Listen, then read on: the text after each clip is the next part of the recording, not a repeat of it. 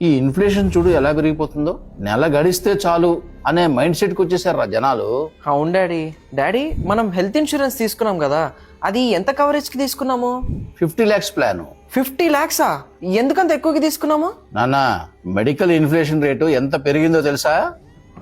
7 to 8%? కాదు, 14% రా. 14%? నిజమా? జనాల్లో ఒక రాంగ్ పర్సెప్షన్ ఉందిరా. 2 lakhs 3 lakhs 5 lakhs health insurance ఉంటే చాలు అని అనుకుంటున్నారు.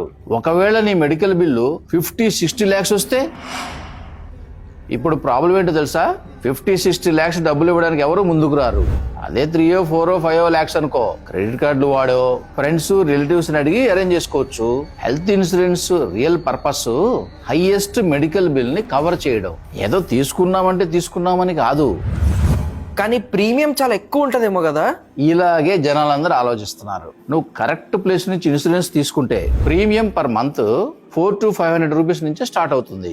ఆ కవరేజ్ lakhs crores లో ఉంటుంది. ఇప్పుడు 18% GST కూడా తీసేశారు. నువ్వు కట్టే ప్రీమియం కి 10 lakhs కవరేజ్ ప్లేస్ లో 20 lakhs కవరేజ్ వస్తుంది. మరి సెటిల్మెంట్ క్లెయిమ్ పరిస్థితి ఏంటి? అది టైంకి అయిపోతుందా?